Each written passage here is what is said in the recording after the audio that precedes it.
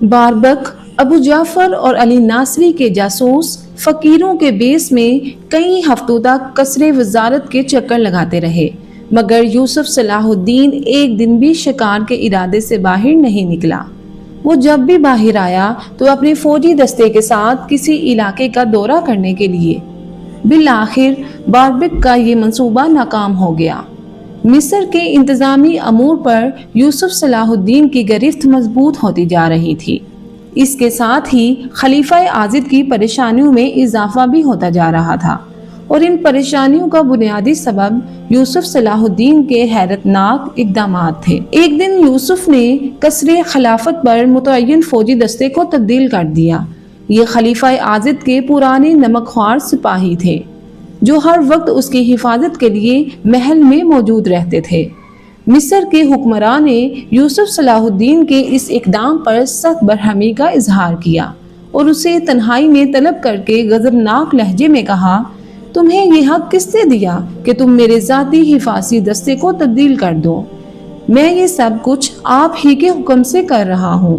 یوسف صلاح الدین نے خلیفہ کی برہمی کو نظر انداز کرتے ہوئے انتہائی پرسکون لہجے میں کہا، تم جھوٹ بولتے ہو۔ خلیفہ عاضد کے چہرے پر شدید ناگواری کا رنگ ابھر آیا تھا اور اس کی آواز حد سے زیادہ اونچی ہو گئی تھی۔ محترم چچا، اسد الدین شیر کوہ کی وفات کے بعد میرے اور آپ کے درمیان ایک معاہدہ ہوا تھا۔ یوسف صلاح الدین نے ایک ایک لفظ پر زور دیتے ہوئے باوقار لہجے میں کہا، اور وہ معاہدہ یہ تھا کہ میں اقتدار کے ساتھ آپ کی جان کی حفاظت بھی کروں گا۔ میں اسی معاہدے کے تحت اپنا فرض انجام دے رہا ہوں۔ یہ کیسی فرض کی بجا آوری ہے کہ تم میرے معتبر محافظوں کو مجھ سے دور کر رہے ہو۔ خلیفہ عاضد کا لہجہ بددستور غضبناک تھا۔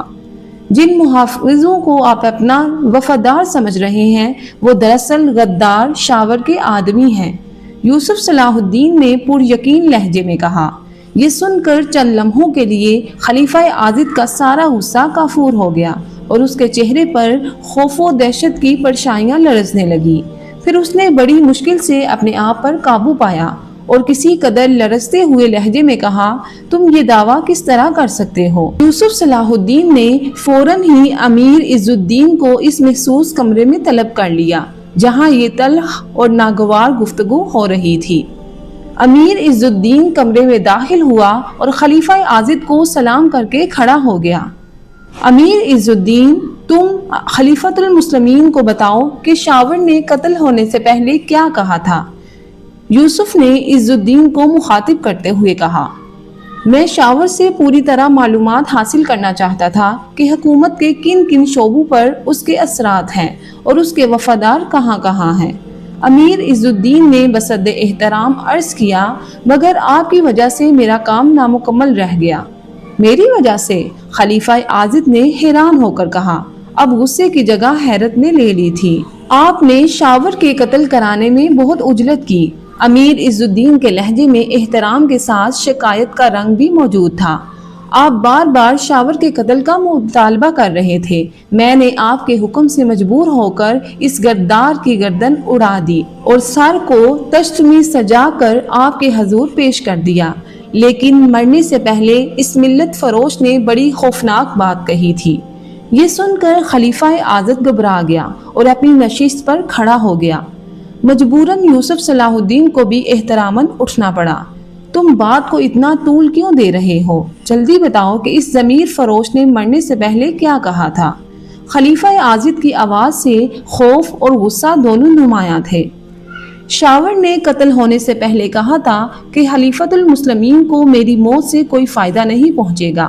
امیر عز الدین نے انکشاف کرتے ہوئے کہا، میں نے اس کی وجہ پوچھی تو شاور نے جواب دیا کہ میرے بہت سے آدمی خلیفہ کے وفاداروں کے صف میں شامل ہیں۔ میرے مرنے کے بعد موقع ملتے ہی وہ امیر المومنین کو قتل کر دیں گے۔ میں شاور کی بات سن کر سناٹے میں آ گیا۔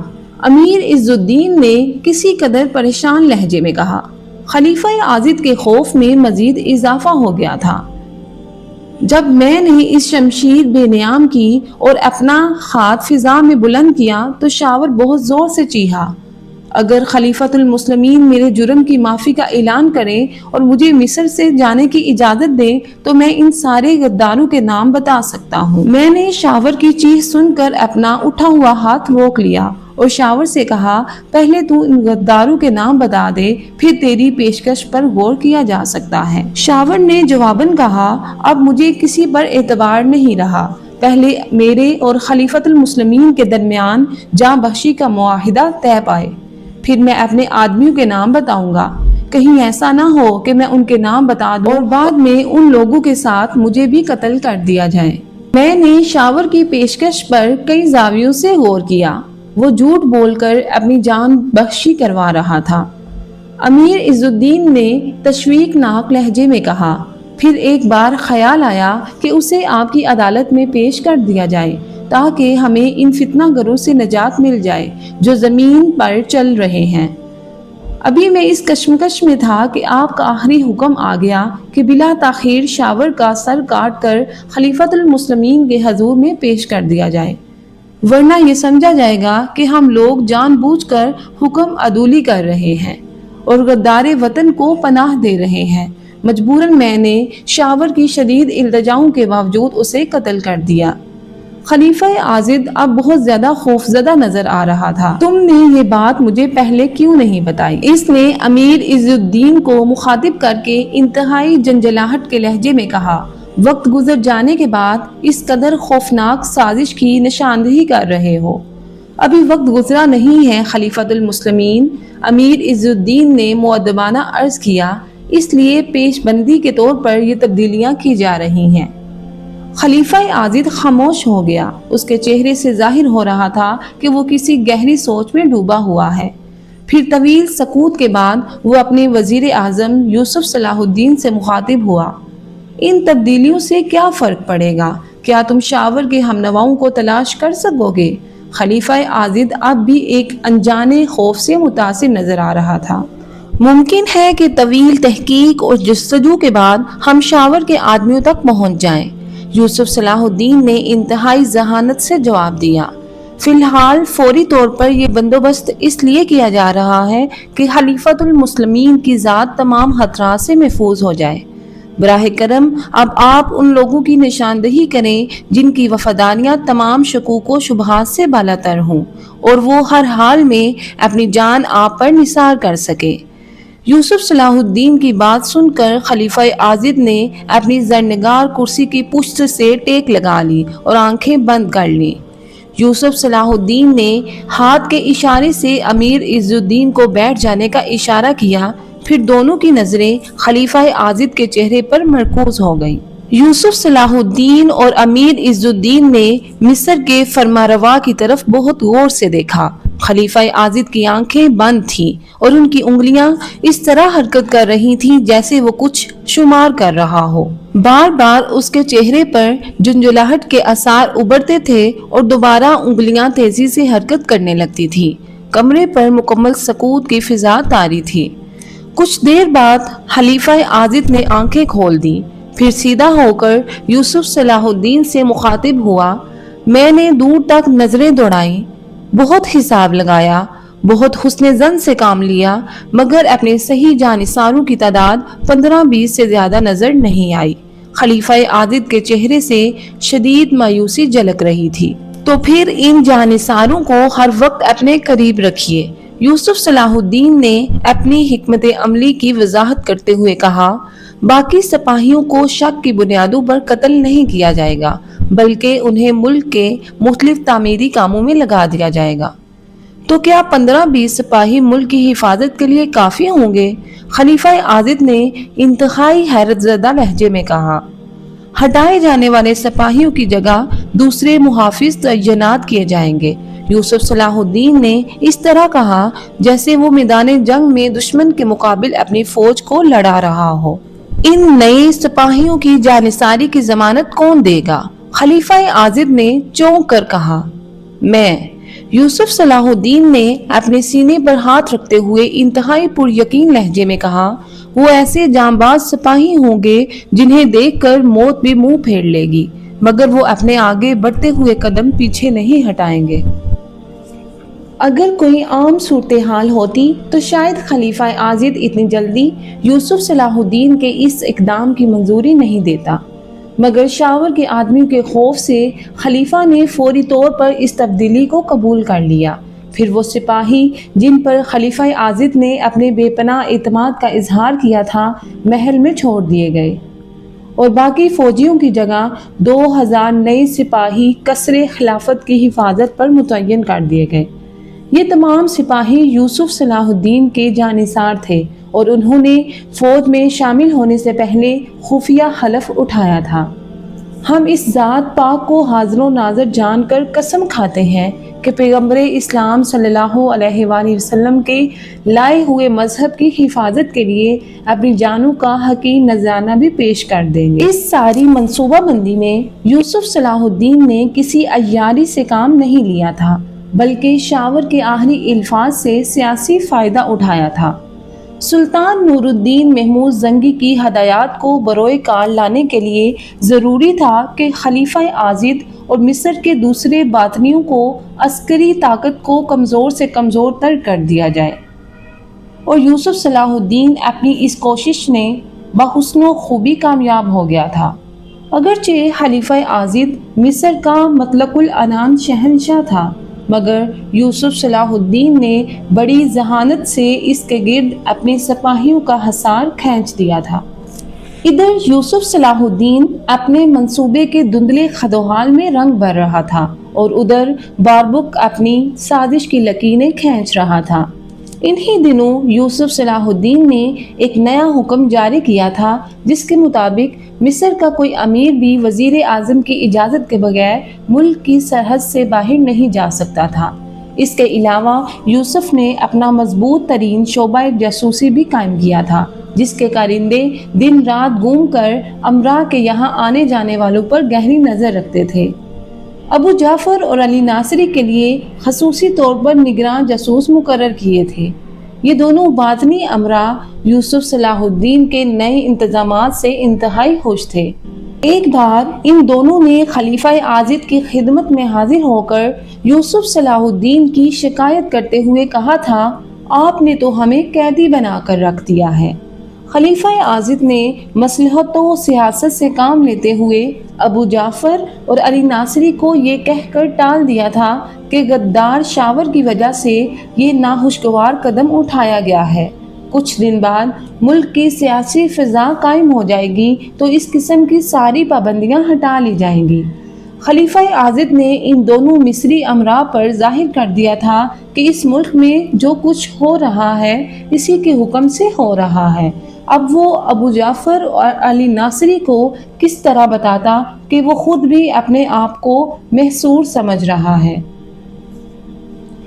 ابو جعفر اور علی ناصری بظاہر خاموشی سے اٹھ کر چلے گئے، مگر ان کے دلوں میں یوسف صلاح الدین کے خلاف نفرت کا شدید طوفان اٹھ رہا تھا۔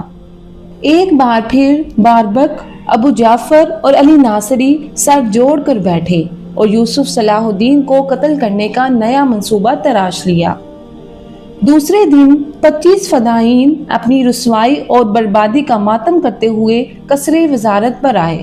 ان فدائین کا ظاہری حلیہ آفت زدہ لوگوں جیسا تھا، پرانے کپڑے جن میں جگہ جگہ پیوند لگے ہوئے تھے، جنہیں دیکھنے والا پہلی ہی نظر میں اندازہ کر لیتا تھا کہ یہ انتہائی مفلوق الحال لوگ ہیں۔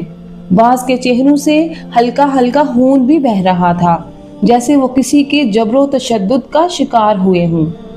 باربک کے فدائیوں نے قصر وزارت کے دروازے پر پہنچ کر انتہائی دلدوز اور جگر خراش آوازوں میں فریاد شروع کر دی، خلیفۃ المسلمین، فریاد ہے، فریاد ہے، آپ کے ہوتے ہوئے غریبوں کی بستی برباد ہے۔ یہ شور ماتم اس قدر تیز تھا کہ قصر وزارت کے مسلح محافظ بھی متاثر ہوئے بغیر نہ رہ سکے، اور پھر جب ان فریادیوں سے پوچھا گیا کہ تم کیوں روتے ہو تو انہوں نے اپنے بال نوچ ڈالے اور چہرے پر خاک ملنے لگے۔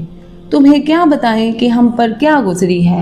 اگر ہو سکے تو ہمیں خلیفۃ المسلمین کے حضور میں پیش کر دو، پھر ہم انہیں بتائیں گے کہ ان کے دور اقتدار میں ہم پر کیا قیامت توڑی جا رہی ہے۔ खलीफत मुस्लिमीन किसी से नहीं मिलते। कसरे वजारत के एक मुहाफिज ने फरियादियों को जवाब देते हुए कहा, फिर हम अपनी फरियाद लेकर किसके पास जाएं? एक फरियादी ने इंतहाई दर्दनाक लहजे में कहा, अगर खलीफतुल मुस्लिमीन शकिस्ता हाल दिलों और गमज़दों की फरियाद नहीं सुनते तो फिर अपनी तलवारें निकालो और हमें कत्ल कर डालो। ये कहकर वो फरियादी मसला मुहाफिज की तरफ बढ़ा और उसकी तलवार निकालने की कोशिश करने लगा। मुहाफिज ने बड़ी मुश्किल से इस फरियादी को रोका और समझाते हुए कहा, इतने मायूस ना हो, तुम्हारी फरियाद वजीर आजम यूसुफ सुनेंगे और तुम्हारे साथ पूरा इंसाफ किया जाएगा। वो बहुत मुनसिफ और आदिल इंसान है, तो फिर हमें इन्हीं के पास ले चलो। दूसरे फरियादी ने अपने बाल नोचते हुए कहा, हमारी बेटियों की आबरू खतरे में है। अभी दूसरे फरियादी की बात मुकम्मल भी नहीं हुई थी कि तीसरे फरियादी ने चीख कर कहा, कानून के निगहबानों, अब तो उनकी इज्जतें लुट भी चुकी होंगी, इंसाफ से भी क्या होगा, हमारे नामूस का खून तो हो चुका। फरियादियों की फरियाद इस कदर लर्जा खेज थी कि कसरे वजारत के मुहाफिज काम कर रह गए। फिर इनमें से एक मुहाफिज भागता हुआ इमारत के अंदर गया। तवील राहदारी तय करके जब यूसुफ सलाहुद्दीन के कमरे के करीब पहुंचा तो दरवाजे पर दो मसलह मुहाफिज मौजूद थे। आने वाले मुहाफिज ने फरियादियों की रोदात बयान की। यूसुफ सलाहुद्दीन का ज़ाती मुहाफिज खालिद इब्ने आमिर कमरे में दाखिल हुआ, जहां यूसुफ सलाहुद्दीन और इसका मोतमिद साथी अहम सियासी मसले पर गुफ्तगू कर रहे थे। खालिद इब्ने आमिर को देखकर यूसुफ सलाहुद्दीन के चेहरे पर नागवारी का रंग उभर आया, मगर उसने जुबान से कुछ नहीं कहा। अमीर, मैं मुदाखलत के लिए माफ़ी चाहता हूँ, मगर मजबूरी ये थी कि आपको इस खबर से बेखबर नहीं रखा जा सकता था। कैसी खबर? यूसुफ सलाहुद्दीन और अमीर गरुद्दीन ने चौंक कर मुहाफिज की तरफ देखा। किसी जालिम ने गरीबों की एक बस्ती को तबाह कर दिया है। उसके रहने वाले कसरे वजारत के दरवाजे पर खड़े होकर चीख रहे हैं और बड़े दर्दनाक लहजे में खलीफतुल मुस्लिमीन के इंसाफ को आवाज़ें दे रहे हैं। ये सुनकर यूसुफ सलाहुद्दीन के चेहरे पर अज़ियत व करब का रंग नुमाया हो गया और मुस्तरिब लहजे में कहने लगा, इन बर्बाद हालों के नुमाइंदे को यहाँ भेज दो। मुहाफिज़े खास खालिद इब्ने आमिर तेजी के साथ कमरे से निकल गया। अमीर, तुमने सुना? यकायक यूसुफ सलाहुद्दीन का लहजा गजबनाक हो गया था। पूरी इंसानी बस्ती को तबाह कर देना हमारे खिलाफ खुली साजिश है कि इस तरह दुश्मन हमें नाकाम साबित करना चाहता है। अमीर इज़्ज़ुद्दीन के चेहरे पर भी परेशानी का रंग उभर आया था। अभी वो दोनों इस होलनाक खबर के बारे में सोच ही रहे थे कि यकायक दरवाजे पर एक शोर सा सुनाई दिया। यूसुफ सलाहुद्दीन का मुहाफिज़े खास फरियादियों को मुखातिब करके कह रहा था, तुम में से बस एक आदमी अंदर जा सकता है। जवाब में बाकी फरियादी चीख चीख कर कह रहे थे, हम सब अंदर जाएंगे और वजीर आजम को अपनी हालत ज़ार दिखाएंगे। अभी यूसुफ सलाहुद्दीन और अमीर इज़्ज़ुद्दीन सूरत हाल को समझने भी न पाए थे कि इन फरियादियों ने तेजी से अपने फटे पुराने कपड़ों के अंदर छुपे हुए खंजर निकाल लिए। वो दोनों मुहाफिज इस आफते नागहानी के बारे में सोच भी नहीं सकते थे। फिर जब वो दोनों अपनी शमशीरें बेनियाम करते, बारबक के फदाइयों ने अपने चमकते खंजर से यूसुफ सलाहुद्दीन के मुहाफिजीन खास पर हमला कर दिया। अगरचे बड़ी हंगामी सूरत हाल थी, लेकिन मुहाफिजीन ने अपने होशो हवास नहीं खोए। वो हमला आवरों का मुकाबला तो नहीं कर सकते थे, मगर इन दोनों ने अपने आप को दीवार बनाकर दरवाजे के सामने खड़ा कर दिया था। तमाम फदाईन इन दोनों पर मुसलसल खंजरों के वार कर रहे थे और वो ऊंची आवाज में चीख रहे थे, अमीर, आप अंदर से दरवाजा बंद कर लें, ये फरियादी नहीं, हमला आवर है। ये सुनकर यूसुफ सलाहुद्दीन और अमीर इज़्ज़ुद्दीन ने बड़ी तेजी से अपनी तलवारें बेनियाम की। फिर अमीर इज़्ज़ुद्दीन ने आगे बढ़कर दरवाजा अंदर से बंद कर दिया। दोनों मुहाफिज कुछ देर तक चीखते रहे, फिर इनकी आवाजें बंद हो गईं। इसके बाद बारबक के फदाईन ने मिलकर पूरी ताकत से दरवाजे को तोड़ना चाहा, मगर ये उनके बस की बात नहीं थी। दरवाजा इतना मजबूत था कि उसे आहनी गुर्ज भी बड़ी मुश्किल से तोड़ सकते थे। यूसुफ सलाहुद्दीन ने चंद लम्हों में अंदाजा कर लिया कि हमला आवर गुर्जों से लैस नहीं है। ये एक इत्मीनान बख्श सूरत हाल थी। फिर भी यूसुफ सलाहुद्दीन और अमीर इज्जुद्दीन दरवाजे के करीब इस तरह शमशीर बदस्त खड़े थे जैसे अकाब अपने शिकार पर झपटने के लिए परतोल रहा हो। थोड़ी देर बाद राहदारी में दौड़ते हुए कदमों और इंसानी चीखों की आवाजें सुनाई देने लगी। मुहाफिजीन की आवाजें सुनकर कसरे वजारत के दूसरे निगहबान भी इस तरफ दौड़ पड़े थे। फदायीन के लिए फरार होने का रास्ता बंद हो चुका था। यूसुफ सलाहुद्दीन के मुहाफिजों की शमशीरों ने चंद लम्हों में फदायीन का सफाया कर दिया। कुछ फदायीन ने खुद को महसूर पाकर अपने खंजर फेंक मारे और कत्ल हो गए। बस एक फदाई इस नरगे से निकलने में कामयाब हो गया था, मगर जब वो आगे पहुंचा तो दूसरे मुहाफिजीन ने उसे घेर लिया। फिर कोई राह फरार ना पाकर इस फदाई ने अपना ही खंजर अपने पेट में उतार लिया।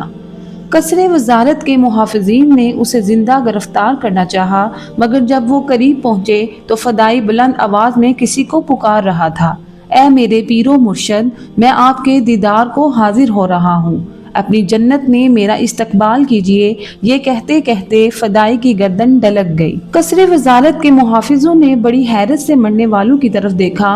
खंजर का जख्म मामूली था, मगर फिर भी उनकी मौत वाक़ई हो गई थी। जब तमाम फदाई कत्ल हो चुके तो मुहाफिजों ने दरवाजे के करीब आकर पुकारा, अमीर बाहर आइए, अब कोई खतरा नहीं, तमाम हमला आवर हलाक किए जा चुके हैं। अमीर इज्जुद्दीन ने आगे बढ़कर दरवाजा खोला और पहले खुद आगे बढ़ा। फिर यूसुफ सलाहुद्दीन बाहर आया। दरवाजे पर दोनों मुहाफिजीन खास की लाशें पड़ी थीं और उनके जिस्मों पर जख्मों के बेशुमार निशानात थे। अपने जानिसारों की ये हालत देखकर यूसुफ सलाहुद्दीन की आंखें भीग गईं और अमीर इज्जुद्दीन भी आबदीदा हो गया। थोड़ी फासले पर दो और मुहाफिजों की लाशें पड़ी थीं, लेकिन हैरत अंगेज बात यह थी कि दोनों के जिस्मों पर जख्मों के मामूली से निशानात थे। यूसुफ सलाहुद्दीन ने बड़े ताज्जुब से अपने मुहाफिजों की लाशें देखी। फिर उसे करीब ही पड़े हुए दो खंजर भी नजर आए जिनका ताल्लुक हमला आवरों से था। यूसुफ सलाहुद्दीन ने इस शख्स की लाश भी देखी जिसने खंजर से खुदकुशी की थी। फिर तबीब खास ने इस बात की तस्दीक कर दी कि हमला आवरों के खंजर खौफनाक जहर में बुझे हुए थे। अगर ये खंजर जिस्म को छू लें और ज़रा भी खून निकल आए तो उनमें पोशीदा जहर बहुत तेज़ी के साथ बदन में सरायत कर जाता है और इंसान की मौत वाक़ई हो जाती है। यूसुफ सलाहुद्दीन ने इसी वक़्त गरीबों में सदक़ात व खैरात तकसीम किए और शुक्राने की 2 नफल रकत अदा की। फिर इन मुहाफिजों को तलब किया जिन्होंने एक फिदाई को खुदकशी करते देखा था और बार बार वो अल्फाज दोहराने के लिए कहा जो मरने वाले ने अपनी ज़ुबान से अदा किए थे। इन अल्फाज को अच्छी तरह ज़हनशीन कर लेने के बाद यूसुफ सलाहुद्दीन ज़ियाउद्दीन ईसा की खिदमत में हाजिर हुआ और बड़े राजदाराना अंदाज में पूरा वाक़या सुनाने के बाद खुदकुशी करने वाले हमला आवर के आखिरी अल्फाज दोहराते हुए बोला, शेख मुझे बताइए कि इन अल्फाज का मफहूम क्या है और मरने वाले ने किसको पुकारा था। यूसुफ सलाहुद्दीन की गुफ्तगू सुनकर कुछ देर के लिए ज़ियाउद्दीन के चेहरे पर खौफ का रंग उभर आया और वो बहुत ज़्यादा परेशान नजर आने लगे। क्या हुआ शेख? ज़ियाउद्दीन ईसा की ये कैफियत देखकर यूसुफ सलाहुद्दीन भी कुछ घबरा सा गया। वो लानत ज़दा लोग तुम तक पहुँचने में कामयाब हो गए थे। ज़ियाउद्दीन ईसा ने बहुत उदास लहजे में कहा, अल्लाह इन दोनों जानिसारों की मगफिरत करे जो तुम्हारी डाल बन गए। इसके बाद ज़ियाउद्दीन ईसा ने यूसुफ सलाहुद्दीन को हसन बिन सबाह, उसकी जन्नत और फदायीन के बारे में सारी तफसीलात बता दी। इस इंकिशाफ पर यूसुफ सलाहुद्दीन हैरत ज़दा रह गया। इसका मतलब है कि मिस्र की सरजमीन पर हसन बिन सबाह के पैरोकार मौजूद हैं। यकीनन। ज़ियाउद्दीन ईसा ने असबात में सर को जंबिश देते हुए कहा, ये पुरपेच साजिश और मुनज़्ज़म हमला इस बात का खुला सबूत है। उन्हें कोई रोकने वाला नहीं। यूसुफ सलाहुद्दीन ने नफरत अमेज लहजे में कहा, कौन रोके? एक बार फिर ज़ियाउद्दीन ईसा उदास हो गए थे। यहाँ हर बाख्तियार शख्स अपनी अलग जन्नत बनाए बैठा है और महलूके खुदा गुमराही के जहन्नुम में जली जा रही है। اب تم آئے ہو تو کچھ امید ہو چلی ہے کہ شاید یہ آگ بجھ جائے۔ انشاءاللہ ایک دن بد عقیدگی کی یہ دوزخ بجھے گی اور مخلوق خدا اس جنت کے راستے میں چل پڑے گی جس کا اہل ایمان سے وعدہ کیا گیا ہے۔ یوسف صلاح الدین نے انتہائی پرجوش لہجے میں کہا، کیا آپ اس سلسلے میں میری رہنمائی کر سکتے ہیں کہ یہاں حسن بن صباح کے ماننے والوں کہاں کہاں رہتے ہیں اور ان کی جنتیں کہاں کہاں آباد ہیں؟ یہ لوگ بہت منظم ہیں، اس لیے زیر زمین رہتے ہیں۔ ضیاء الدین عیسیٰ نے یوسف صلاح الدین کے سوال کا جواب دیتے ہوئے کہا، یہ لوگ کبھی کھل کر سامنے نہیں آتے، اس قدر مصلحت پسند ہوتے ہیں کہ اپنی ضرورتوں کے مطابق عقیدہ بدلتے رہتے ہیں، اپنے فرقے کی طرف سے جاسوسی کرنے کے لیے ہماری صفوں میں بھی شامل ہو جاتے ہیں۔ انتہا یہ ہے کہ ہمارے ساتھ ہماری مسجدوں میں نماز بھی پڑھتے ہیں، کچھ اندازہ ہی نہیں ہوتا کہ ہمارے برابر کون کھڑا ہے، وہ باطنی ہے یا صحیح العقیدہ مسلمان۔ ضیاء الدین عیسیٰ کی گفتگو سن کر یوسف صلاح الدین کے چہرے پر شدید مایوسی کے آثار جھلکنے لگے۔ اس طرح تو ہم زندگی بھر اسلام کے دشمنوں کا سراغ نہیں لگا سکتے۔ ضیاء الدین عیسیٰ نے یوسف کے چہرے سے اس کی دل شکستی کا اندازہ کر لیا تھا، اس لیے فوراً ہی انتہائی محبت آمیز لہجے میں حوصلہ دیتے ہوئے بولے، میرے روحانی فرزند، اتنی جلد ہمت نہ ہارو، بس پوری سچائی سے ان کی تلاش جاری رکھو۔ اللہ اپنی لازوال طاقت کے ہر زاویہ اظہار پر قادر ہے، ایک دن وہ خود ہی پکاریں گے کہ ہم یہاں چھپے ہوئے ہیں۔ میں بدگمانی اور تہمت ترازی سے ڈرتا ہوں، لیکن مجھے یقین ہے کہ امیر ابو جعفر اور امیر علی ناصری باطنی فرقے سے تعلق رکھتے ہیں، مگر مشکل ہے کہ باطنیوں میں بھی کئی فرقے ہیں، اس لیے میں نہیں جانتا کہ ابو جعفر اور علی ناصری کا تعلق حسن بن صباح کی جماعت سے ہے یا نہیں۔ یہ دونوں امراء انتہائی زمانہ ساز اور فتنہ پرور ہیں، اگر ان کا بس چلے تو اپنی چھوٹی سے عمارت بچانے کے لیے صلیبیوں کو مصر پر حملہ کرنے کی دعوت دے دیں۔ ایک زمانے میں یہ دونوں غدار تھے، مگر جب شاور کی گردش کا زمانہ شروع ہوا تو انہوں نے ہواؤں کا رخ پہچان کر اس کا ساتھ چھوڑ دیا اور بڑے دربار میں خلیفہ اعظم کے پاؤں پکڑ کر اپنے گناہوں کی معافی مانگ لی۔ تم ہر حال میں ان دونوں کی حرکات و سکنات پر گہری نظر رکھنا، اور اگر کبھی یہ اپنی بات منوانے کے لیے قسم بھی کھا بیٹھیں تو ان کا ہرگز اعتبار نہ کرنا۔ ضیاء الدین عیسیٰ سے طویل گفتگو کے باوجود حسن بن صباح کے ماننے والے گروہ کا پتہ تو نہیں چل سکا، مگر یوسف صلاح الدین پر امیر ابو جعفر اور امیر علی ناصری کی منافقانہ شخصیت بے نقاب ہو گئی۔ پھر یوسف صلاح الدین نے تنہائی میں اپنے معتمد خاص امیر عز الدین سے مشورہ کیا۔ امیر عز الدین یوسف صلاح الدین سے عمر میں بھی بڑا تھا اور وہ بہت زیادہ سیاسی سوجھ بوجھ بھی رکھتا تھا۔ اس سنگین معاملے کے ہر پہلو پر طویل غور و فکر کے بعد اس نے یوسف صلاح الدین کو مشورہ دیتے ہوئے کہا، میرے خیال میں ابو جعفر اور علی ناصری کو آزمانے کا یہی ایک طریقہ ہے کہ مرنے والوں کو ان کے آدمی ثابت کر دیا جائے۔ ہم یہ بات کس طرح ثابت کر سکتے ہیں جبکہ حملہ آوروں میں سے کوئی بھی زندہ نہیں بچا ہے؟ یوسف صلاح الدین نے بڑے تعجب کے ساتھ سوال کیا۔ ان دونوں کے نام فرمان جاری کیا جائے کہ وہ قصر وزارت آ کر اپنے آدمیوں کی لاشیں لے جائیں۔ امیر عز الدین نے اپنی بات کی وضاحت دیتے ہوئے کہا، اگر ابو جعفر اور علی ناصری لاشیں دیکھ کر گھبرا جاتے ہیں تو انہیں فوراً گرفتار کر لیا جائے، پھر ہم اپنی تحقیق کا سلسلہ آگے بڑھا سکتے ہیں۔ یہ ایک نہایت گہری چال تھی جسے یوسف صلاح الدین نے آزمانے کا فیصلہ کر لیا۔ باربک ابو جعفر اور علی ناصری کو اپنے آدمیوں کے مارے جانے کا نہایت قلق تھا کہ وہ ساحل کے قریب پہنچ گئے تھے، مگر اچانک ایک تند و تیز موج نے انہیں غرق کر دیا تھا۔ اس غم سے انہیں ساتھ ایک خوشی بھی تھی کہ وہ سب کے سب مارے گئے تھے۔ اگر ان میں سے کوئی زندہ بچ جاتا تو یہ خوفناک راز فاش ہو جانے کا اندیشہ تھا، جس کے نتیجے میں باربک ابو جعفر اور علی ناصری کی زندگیوں کو خطرہ لاحق ہو سکتا تھا۔ پھر جب امیر عز الدین کے ذریعے ابو جعفر اور علی ناصری کو یوسف صلاح الدین کا فرمان پہنچا تو کچھ دیر کے لیے ان دونوں کا رنگ فک ہو گیا، پھر انہوں نے بڑی مشکل سے اپنے بکھرتے ہوئے اعصاب پر قابو پایا اور امیر عز الدین کو سخت لہجے میں مخاطب کرتے ہوئے کہا، تمہیں یہ جرأت کیسے ہوئی کہ تم ہم جیسے شرفاء پر اس طرح الزام تراشی کرو؟ امیر عز الدین کو اس لمحے کا انتظار تھا۔ اس نے اپنے سپاہیوں کو حکم دیا کہ ان دونوں کو گرفتار کر لیا جائے۔ ابو جعفر اور علی ناصری کے محافظ سپاہیوں نے مزاحمت کرنے کی کوشش کی، مگر امیر عز الدین کے ساتھ پورا فوجی دستہ تھا۔ مجبوراً انہوں نے ہتھیار ڈال دیے۔ پھر جب خلیفہ عاضد نے مصری امراء کی گرفتاری کی خبر سنی تو وہ غضبناک ہو گیا اور اس نے قصر وزارت پہنچ کر یوسف صلاح الدین کو وزارت سے برطرف کر دیا اور اسی وقت مصر سے نکل جانے کا حکم جاری کر دیا۔ یوسف صلاح الدین نے بڑی حیرت سے خلیفہ عاضد کا حکم سنا، مگر فوری طور پر کوئی جواب نہیں دیا، بس خاموشی سے مصر کے حکمراں کی طرف دیکھتا رہا۔ تم نے میرا حکم سن لیا؟ اس بار خلیفہ عاضد نے چیخ کر کہا۔ سن لیا۔ یوسف صلاح الدین کی آواز مدھم تھی، مگر اس سے استقامت جھلک رہی تھی۔ تو پھر اسی وقت سامان سفر باندھو اور مصر کی حدود سے نکل جاؤ۔ خلیفہ عاضد کے لہجے میں وہی آمرانہ سختی تھی۔